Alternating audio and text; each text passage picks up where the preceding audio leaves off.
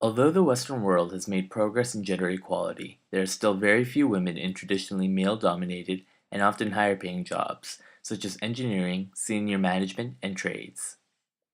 Despite slight increases in women's wages, the income wage gap between women and men is still significant.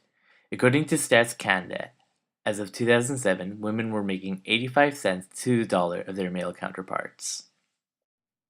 With these problems in mind, the Project Rethink team original aim was to target young women and encourage them to defy gender stereotypes and strive towards careers that are traditionally taken on by men. However, we realized that by encouraging girls to match up to men, we would actually be further contributing to gender inequality by implying that men's work is more desirable than women's work. Who is to say that jobs traditionally done by women, such as social work, nursing, and teaching, aren't as valuable as those done by men? In recognizing this, we realize ourselves that we may have some biases that stem from our own childhood. Young children appear to begin to acquire gender role stereotypes at about the same time that they develop gender identity. And by the age of 3 or 4, most children, when asked questions about the activities appropriate for a male doll and a female doll, readily give stereotypic responses. Which doll likes to clean the house?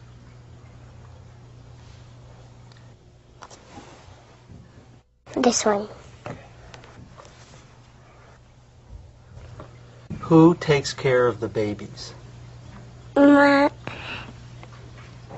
This one. Who goes to work?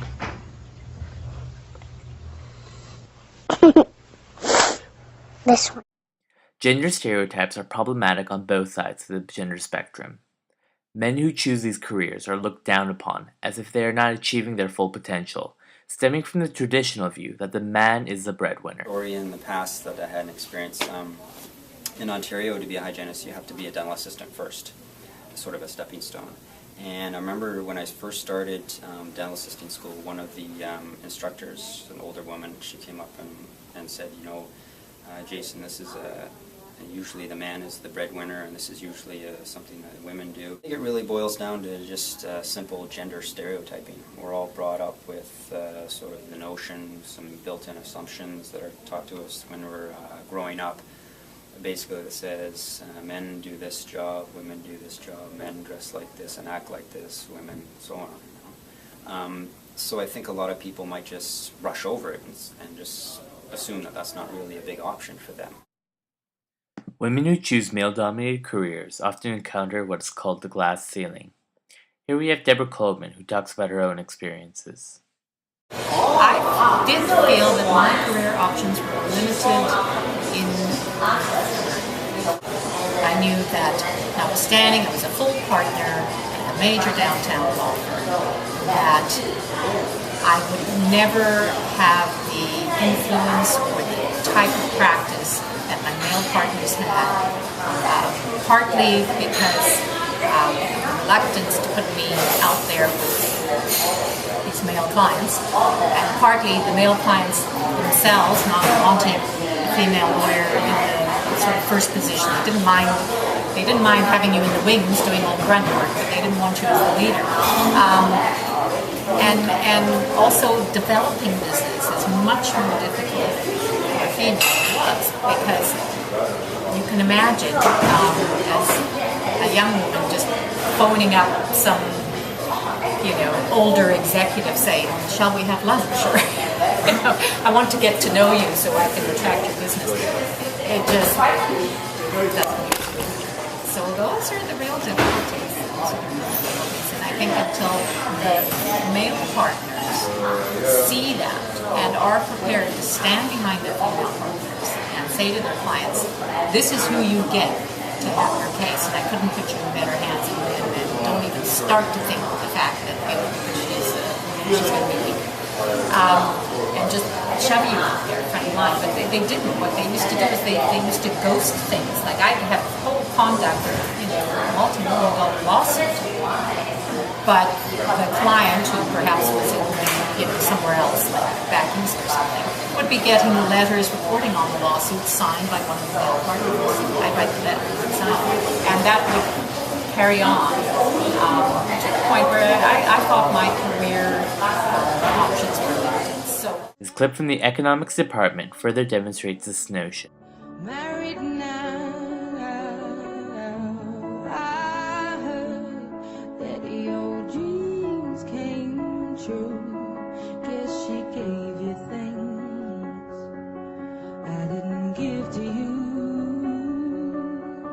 Old friend, why are you so shy? They like you to hold back or hide from the light. I hate to turn up out of the blue uninvited, but I couldn't stay away. I couldn't fight it. I'd hoped you'd see my face and that you'd be reminded that for me it isn't over. Never mind, I'll find someone like you. I wish nothing but the best for you too. Don't forget me, I beg. I'll remember you said sometimes it lasts in love, but sometimes it hurts instead. Sometimes it lasts in love, but sometimes it hurts instead. Yeah, yeah.